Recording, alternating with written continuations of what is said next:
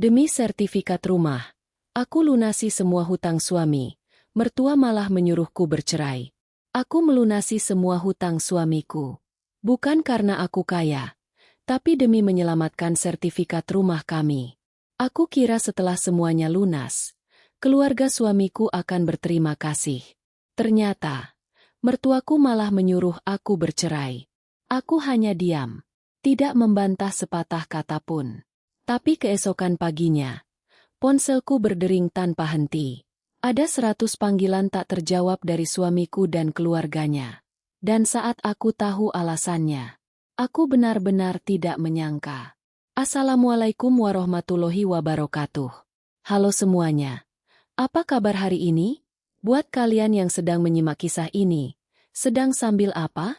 Apakah sedang santai di rumah, menemani pekerjaan, memasak, perjalanan, atau mungkin sedang beristirahat? Apapun aktivitas kalian, semoga kisah ini bisa menemani waktu kalian. Sebelum kita masuk ke ceritanya, jangan lupa bantu channel ini dengan like, subscribe, share, dan tuliskan pendapat kalian di kolom komentar. Semoga kalian semua selalu diberikan kesehatan, umur panjang, rezeki yang lancar, keluarga yang harmonis, serta dijauhkan dari segala kesulitan. Dan buat teman-teman yang berasal dari berbagai kota di Indonesia maupun luar negeri, boleh tuliskan asal kota kalian di kolom komentar. Mari kita mulai kisahnya. Namaku Fitri. Aku sudah menikah dengan Deva selama 8 tahun. Selama itu, kehidupan kami memang tidak selalu mudah. Kami bukan keluarga kaya. Rumah yang kami tempati hanyalah rumah sederhana dengan 2 kamar, ruang tamu kecil, dan halaman yang kutanami bunga. Namun, rumah itu sangat berarti bagiku. Untuk mendapatkannya, aku dan Deva harus menabung bertahun-tahun. Aku bahkan rela menyisihkan sebagian besar penghasilanku sebelum menikah. Ada masa ketika aku harus menahan keinginan membeli sesuatu hanya demi mengumpulkan uang untuk rumah. Ketika akhirnya sertifikat rumah berada di tanganku, aku menangis bahagia. Rasanya semua perjuangan kami terbayar. Aku pikir, rumah itu akan menjadi tempat kami membesarkan anak dan menjalani hari tua bersama. Ternyata aku salah. Masalah bermula ketika Deva membuka usaha bersama seorang temannya. Awalnya usaha itu berjalan lancar. Setiap malam Deva pulang membawa cerita tentang perkembangan bisnis mereka. Tetapi beberapa bulan kemudian, semuanya berubah. Deva mulai sering pulang larut malam. Wajahnya terlihat lelah dan pikirannya selalu kosong. Setiap kali kutanya, dia hanya menjawab, "Tidak apa-apa." Sampai suatu malam, seorang pria datang ke rumah. "Pak, Deva ada." Aku keluar dengan perasaan bingung. Deva sedang istirahat. "Ada keperluan apa, Pak?" Pria itu menatapku sebentar sebelum berkata, "Tolong sampaikan, Bu. Utangnya sudah jatuh tempo." Jantungku langsung berdegup kencang. Malam itu aku membangunkan Deva dan meminta penjelasan. Wajahnya seketika pucat. Setelah lama terdiam, akhirnya ia mengaku bahwa usahanya mengalami kerugian besar. Bukan hanya itu, ia ternyata memiliki utang yang jumlahnya sangat besar. Yang membuatku lebih terkejut, sertifikat rumah kami ternyata ikut dijadikan jaminan. Aku menatap Deva dengan mata berkaca-kaca. "Kenapa kamu tidak cerita dari awal?" Deva menunduk sambil menahan tangis. "Aku takut kamu meninggalkanku." Aku tidak tahu harus marah atau kasihan. Tapi satu hal yang langsung terpikir di kepalaku hanya satu. Aku tidak boleh membiarkan rumah ini hilang. Bukan karena rumah itu mahal, tetapi karena di dalamnya tersimpan seluruh perjuangan kami. Dan sejak malam itu, aku mulai berpikir bagaimana caranya menyelamatkan sertifikat rumah tersebut. Meskipun aku harus mengorbankan semua yang kumiliki. Sejak malam Deva mengaku tentang semua utangnya, pikiranku tidak pernah benar-benar tenang. Setiap kali mendengar suara kendaraan berhenti di depan rumah, jantungku langsung berdebar. Aku takut orang datang untuk mengambil rumah kami. Aku mulai menghitung semua uang yang kami miliki. Tabunganku tidak banyak, tetapi cukup untuk memulai. Aku juga menjual beberapa perhiasan yang selama ini kusimpan. Ada cincin pemberian ibuku, gelang yang kubeli dari hasil kerja, dan beberapa barang elektronik yang masih layak dijual. Deva sempat melarangku. Jangan, Fitri, itu milikmu. Aku menatapnya. Kalau rumah ini hilang, kita mau tinggal di mana? Deva hanya diam. Hari-hari berikutnya kami berusaha mencari jalan keluar. Deva mengambil pekerjaan tambahan, sementara aku mengurangi hampir semua pengeluaran rumah tangga. Aku bahkan berhenti membeli kebutuhan yang sebenarnya masih bisa kutunda. Setiap rupiah benar-benar kuhitung. Namun ternyata jumlah utang Deva jauh lebih besar daripada yang kubayangkan. Suatu malam, aku duduk sendirian di meja makan sambil melihat catatan keuangan. Mataku mulai berkaca-kaca. Aku sadar, jika ingin menyelamatkan sertifikat rumah, aku harus mengeluarkan hampir seluruh tabungan yang kukumpulkan bertahun-tahun. Saat Deva pulang, aku langsung berkata, aku akan bantu melunasi utang itu. Deva terkejut. Kamu yakin? Aku tidak yakin. Aku cuma tidak mau anak kita kehilangan rumah. Deva menundukkan kepala. Untuk beberapa saat, tidak ada suara selain isak tangisnya. Aku tidak ingin terus menyalahkan Deva. Bagaimanapun, masalah sudah terjadi. Yang bisa kami lakukan adalah mencari jalan keluar. Aku kemudian menggunakan tabunganku, menjual barang-barang berharga yang kumiliki, dan meminjam sejumlah uang dari tempat kerjaku. Rasanya sangat berat. Setiap kali menyerahkan uang, aku seperti melihat hasil kerja keras bertahun-tahun menghilang satu persatu. Tetapi aku terus meyakinkan diriku sendiri bahwa semua itu akan sepadan jika sertifikat rumah kembali ke tangan kami. Beberapa minggu kemudian, setelah semua kewajiban yang berkaitan dengan rumah diselesaikan, aku akhirnya menerima sertifikat itu. Tanganku gemetar ketika memegangnya. Aku menangis lega. Deva berdiri di sampingku. Terima kasih, Fitri. Aku janji tidak akan mengulanginya. Aku menatapnya dan menjawab pelan. Aku tidak butuh janji yang indah. Aku cuma ingin kamu benar-benar berubah. Saat itu aku benar-benar percaya bahwa badai dalam rumah tangga kami sudah berakhir. Aku tidak tahu bahwa beberapa hari kemudian, justru keluarganya sendiri yang akan membuatku mempertanyakan semua pengorbananku. Dan keputusan yang mereka sampaikan kepadaku akan membuat hatiku benar-benar hancur.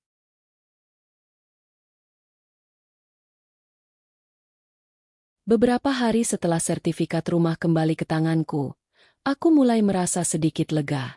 Setidaknya satu masalah besar sudah selesai. Aku pikir, sekarang aku dan Deva bisa memperbaiki kehidupan kami perlahan-lahan. Suatu sore, Deva mengajakku datang ke rumah orang tuanya. Ibu mau bicara sama kamu, katanya. Aku tidak merasa curiga. Aku bahkan sempat membeli makanan untuk dibawa ke sana. Sesampainya di rumah mertua, suasananya terasa aneh. Ibu mertua hanya duduk diam. Ayah mertua juga tidak banyak bicara. Setelah beberapa menit, akhirnya ibu mertua membuka percakapan. Fitri, ibu mau bicara serius. Aku mengangguk. Iya, Bu. Ada apa? Ia menarik napas panjang. Menurut ibu, kamu dan Deva sebaiknya bercerai. Aku membeku. Untuk beberapa detik, aku benar-benar tidak tahu harus menjawab apa. Aku menoleh kepada Deva. Wajahnya langsung berubah. Ibu, jangan bicara seperti itu. Namun ibu mertua tetap tenang. Kalian sudah terlalu banyak masalah. Fitri sudah menghabiskan uangnya untuk membayar utangmu. Kalau diteruskan, nanti dia hanya akan semakin menderita. Aku menahan napas. Kalimat itu terdengar seperti perhatian, tetapi entah mengapa justru terasa sangat menyakitkan. Aku ingin berkata bahwa aku tidak pernah meminta mereka menghargai pengorbananku. Aku hanya ingin rumah tangga kami tetap utuh. Aku ingin Deva belajar dari kesalahannya. Tetapi sebelum aku sempat bicara, ibu mertua kembali berkata, daripada hidup kalian terus seperti ini, lebih baik berpisah. Rumah juga jangan dijadikan alasan untuk mempertahankan pernikahan. Aku menatapnya. Mereka sedang membicarakan rumah yang baru saja kuselamatkan dengan seluruh tabungan dan barang-barang milikku. Aku menoleh kepada Deva. Bagaimana menurutmu? Deva terlihat kebingungan. Aku tidak mau bercerai, Bu. Ibu mertua menghela napas. Kamu pikir Fitri akan bahagia bersamamu setelah semua yang terjadi? Aku menggigit bibir agar tidak menangis. Sebenarnya aku ingin membela diri. Aku ingin mengingatkan mereka siapa yang tetap berdiri di samping Deva ketika semua masalah datang. Tetapi aku memilih diam. Aku hanya berkata, kalau itu memang keputusan ibu, saya tidak akan memaksa. Deva langsung menatapku. Fitri, jangan ngomong begitu. Aku berdiri. Aku pulang dulu.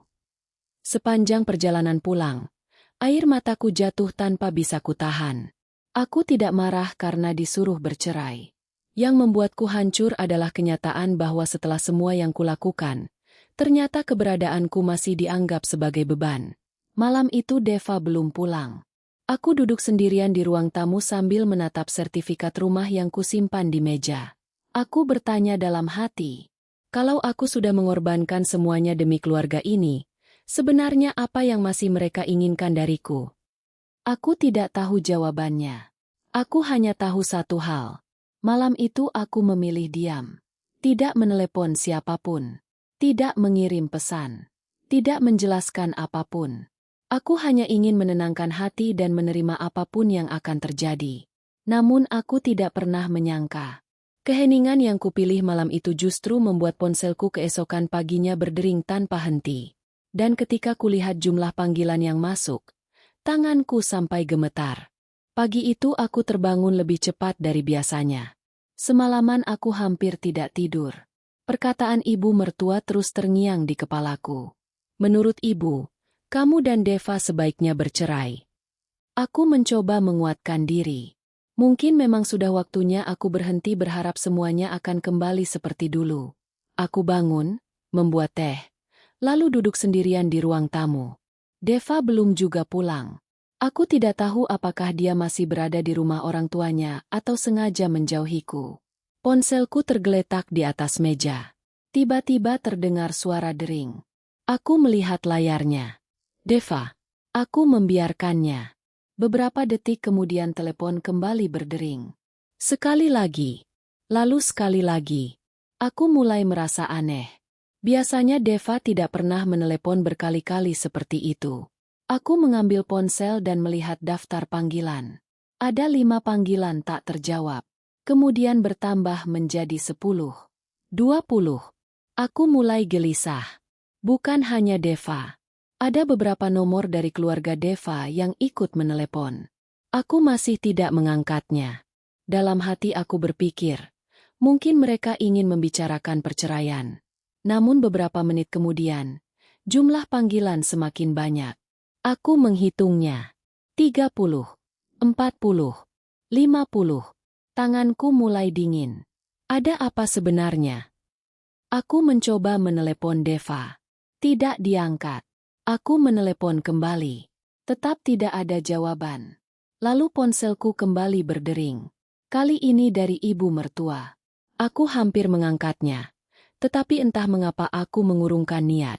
Panggilan terus masuk. 60, 70, 80. Sampai akhirnya jumlahnya hampir mencapai 100. Aku hanya bisa menatap layar dengan dada berdebar. Semalam mereka menyuruhku bercerai. Sekarang mereka mencariku seperti orang yang sangat membutuhkan sesuatu. Apa yang sebenarnya terjadi? Akhirnya Deva menelepon lagi. Kali ini aku mengangkatnya. Mas. Suara Deva terdengar panik. Fitri, kamu di rumah? Iya. Kenapa? Jangan pergi kemana-mana. Aku langsung berdiri. Kenapa? Ada apa? Deva terdiam cukup lama. Aku bisa mendengar napasnya yang berat. Kemudian ia berkata, surat rumah yang kamu selamatkan kemarin, ternyata masalahnya belum selesai. Jantungku seperti berhenti. Maksud kamu apa? Deva menjawab dengan suara bergetar. Ada sesuatu yang baru aku ketahui pagi ini. Aku menggenggam ponsel lebih erat. Apa? Deva menarik napas panjang. Utang yang kamu lunasi itu ternyata bukan satu-satunya masalah. Aku terdiam. Semua pengorbananku tiba-tiba terasa seperti belum cukup. Lalu Deva mengatakan sesuatu yang membuatku semakin bingung. Fitri, tolong jangan marah sebelum aku menjelaskan semuanya. Aku duduk kembali. Jelaskan. Suara Deva terdengar berat. Aku baru tahu ada dokumen lain yang selama ini disembunyikan dari kita. Aku menatap sertifikat rumah di atas meja. Tiba-tiba aku merasa ada sesuatu yang jauh lebih besar sedang terjadi. Dan mungkin, itulah alasan kenapa sejak pagi hampir 100 panggilan masuk ke ponselku. Deva datang ke rumah sekitar 1 jam kemudian. Begitu masuk, wajahnya terlihat sangat pucat. Ia tidak seperti biasanya. Bahkan untuk sekadar menatap mataku pun dia tampak kesulitan. Aku langsung bertanya, "Mas, sebenarnya apa yang terjadi?" Deva tidak menjawab. Ia hanya duduk di kursi ruang tamu dan meletakkan sebuah map coklat di atas meja. Ini aku dapat dari orang yang dulu mengurus pinjaman usaha. Aku membuka map itu perlahan. Di dalamnya ada beberapa lembar dokumen. Aku membaca satu persatu. Semakin kubaca, semakin sulit aku mempercayai apa yang kulihat. Ternyata utang Deva bukan hanya berasal dari kerugian usaha. Sebagian uang pinjaman ternyata pernah digunakan untuk membantu keluarganya. Aku menatap Deva. Kenapa aku baru tahu sekarang? Deva menunduk. Aku malu. Jadi selama ini, Deva mengangguk. Ada beberapa kebutuhan keluarga yang waktu itu mendesak. Ibu juga meminta bantuanku. Aku menarik napas panjang. Dan kamu memilih meminjam uang tanpa memberitahuku. Aku pikir bisa mengembalikannya. Aku terdiam. Yang paling menyakitkan bukan hanya jumlah utangnya, tetapi kenyataan bahwa selama ini aku berjuang menyelamatkan rumah, sementara ada orang lain yang ternyata ikut menjadi penyebab masalah tersebut. Aku lalu bertanya, "Apakah ibu tahu?" Deva tidak langsung menjawab. Dari diamnya, aku sudah tahu jawabannya. "Ibu tahu?" "Iya." Dadaku terasa sesak. Aku teringat percakapan semalam. Ibu mertua menyuruhku bercerai setelah aku menghabiskan hampir seluruh tabunganku untuk menyelamatkan rumah. Tiba-tiba semuanya terasa masuk akal. Bukan berarti aku membenci mereka. Tetapi aku merasa sangat kecewa. Aku menatap Deva. Jadi setelah aku membayar utangmu, mereka masih menyuruhku pergi. Deva menunduk semakin dalam. Ibu bilang kamu sudah terlalu banyak berkorban. Aku tersenyum pahit. Lucu ya? Deva menatapku. Apa yang lucu? Ketika aku berjuang, mereka bilang aku terlalu banyak berkorban. Tapi ketika aku pergi, mereka mencariku berkali-kali. Deva tidak mampu menjawab. Aku lalu mengambil ponsel dan melihat daftar panggilan yang masuk sejak pagi. Hampir 100. Tiba-tiba aku sadar. Mungkin mereka menelepon bukan karena merindukanku. Mereka panik karena masalah yang selama ini mereka sembunyikan mulai terbuka. Aku memejamkan mata. Selama ini aku selalu berpikir bahwa menjadi istri berarti harus berdiri di samping suami dalam keadaan apapun. Namun hari itu aku menyadari satu hal. Berdiri di samping pasangan bukan berarti harus membenarkan semua kesalahannya. Aku berkata kepada Deva, "Aku masih mau mempertahankan rumah tangga kita." Deva menatapku. Tapi mulai sekarang, aku tidak akan menyelesaikan masalah yang bukan tanggung jawabku. Air mata Deva jatuh. Aku mengerti. Aku sudah menyelamatkan rumah kita. Sekarang giliran kamu menyelamatkan rumah tangga kita. Deva mengangguk. Hari itu kami membuat kesepakatan. Tidak ada lagi utang yang disembunyikan. Tidak ada lagi keputusan besar tanpa sepengetahuan pasangan. Dan tidak boleh ada keluarga yang mengatur rumah tangga kami. Deva berjanji akan bekerja lebih keras dan bertanggung jawab atas semua sisa masalahnya. Aku tidak tahu apakah semuanya akan benar-benar berubah. Aku merasa Deva mulai memahami bahwa pernikahan bukan tentang siapa yang paling banyak berkorban. Pernikahan adalah tentang dua orang yang sama-sama Fitri bertanggung jawab. Dan sejak hari itu, kami mencoba memulai kembali kehidupan kami. Bukan dengan uang. Bukan dengan janji. Tetapi dengan kejujuran. Hari-hari setelah kejadian itu tidak langsung berubah menjadi indah. Aku dan Deva masih harus menghadapi banyak masalah. Kami harus hidup jauh lebih hemat. Tidak ada lagi makan di luar sesuka hati. Tidak ada membeli barang yang sebenarnya belum diperlukan. Dan setiap pengeluaran harus kami pikirkan baik-baik. Deva juga mulai mencari pekerjaan tambahan. Aku bisa melihat bahwa kali ini dia benar-benar berusaha. Setiap pulang kerja, ia selalu menceritakan apa yang sedang dikerjakannya. Tidak ada lagi rahasia tentang uang.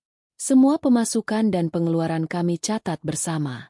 Pelan-pelan, kepercayaan yang sempat hancur mulai tumbuh kembali. Suatu sore, aku sedang menyiram bunga di halaman ketika Deva keluar membawa 2 gelas teh. Ia duduk di sampingku. "Fitri." Aku menoleh. "Ya." "Terima kasih." Aku tersenyum kecil. "Untuk apa?" "Karena waktu aku jatuh, kamu masih berusaha menyelamatkan keluarga kita." Aku terdiam beberapa saat. Lalu aku berkata, "Aku memang menyelamatkan rumah itu, Mas. Tapi kamu yang harus menyelamatkan rumah tangga kita." Deva mengangguk. "Aku tahu." Aku memandang rumah sederhana di depan kami. Dulu aku mengira rumah adalah sekadar bangunan dengan dinding dan atap. Ternyata tidak. Rumah adalah tempat seseorang merasa aman. Tempat seseorang bisa menangis tanpa takut dihakimi. Tempat seseorang pulang dan tahu bahwa ada orang yang masih mau mendengarkan. Dan aku baru menyadari, rumah yang hampir kami kehilangan bukan hanya rumah secara fisik. Yang hampir hilang adalah keluarga kami. Beberapa bulan kemudian, keadaan mulai membaik. Deva berhasil menyelesaikan sebagian masalah keuangannya. Kami memang belum kembali seperti dulu, tetapi setidaknya hidup kami sudah lebih tenang. Hubunganku dengan ibu mertua juga berubah. Aku tidak pernah membalas perkataannya. Aku tidak pernah mengungkit bahwa aku pernah diminta bercerai. Aku memilih menjaga jarak dengan cara yang baik. Karena aku belajar bahwa memaafkan bukan berarti melupakan semuanya. Memaafkan berarti kita tidak lagi membiarkan kesalahan orang lain mengendalikan hidup kita. Suatu malam, aku mengambil sertifikat rumah dari tempat penyimpanannya. Aku menatapnya cukup lama. Kertas itu masih sama, tetapi maknanya sudah berbeda. Di balik sertifikat itu ada air mata, pengorbanan, ketakutan, dan perjuangan. Aku tersenyum. Bukan karena semuanya sempurna, tetapi karena aku tahu, aku sudah melewati masa yang sangat berat. Aku juga akhirnya memahami sesuatu. Menjadi istri yang baik bukan berarti harus selalu mengorbankan diri. Membantu suami bukan berarti menanggung semua kesalahannya. Dan mempertahankan rumah tangga bukan berarti membiarkan orang lain merendahkan kita. Kadang kita harus Fitri berkata cukup. Bukan karena sudah tidak sayang, tetapi karena kita ingin hubungan itu menjadi lebih sehat. Deva kemudian datang dan duduk di sampingku. Ia berkata, "Kalau waktu bisa diulang, aku tidak akan menyembunyikan apapun darimu." Aku menatapnya. Kalau waktu bisa diulang, aku juga tidak ingin mengubah semuanya. Deva heran. "Kenapa?" Aku tersenyum. Karena semua yang terjadi membuat kita belajar. Aku memegang tangannya. Kita mungkin pernah hampir kehilangan rumah. Tapi dari sana kita belajar bagaimana caranya menjadi keluarga. Dan sejak saat itu, aku tidak lagi melihat sertifikat rumah sebagai sekadar bukti kepemilikan.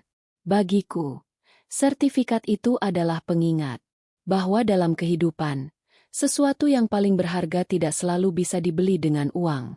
Kepercayaan harus dijaga, kejujuran harus diperjuangkan, dan keluarga harus dibangun oleh 2 orang yang sama-sama bertanggung jawab. Aku tidak tahu apa yang akan terjadi pada masa depan kami. Tetapi kali ini aku tidak takut. Karena aku tahu, jika suatu hari badai datang lagi, kami tidak akan menghadapinya dengan kebohongan.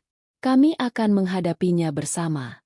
Dan mungkin, itulah arti sebenarnya dari sebuah rumah.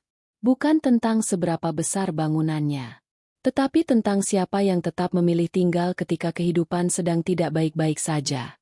Teman-teman, Dari kisah Fitri kita belajar bahwa pengorbanan dalam rumah tangga seharusnya tidak menjadi alasan seseorang untuk terus dimanfaatkan. Membantu pasangan adalah bentuk kasih sayang.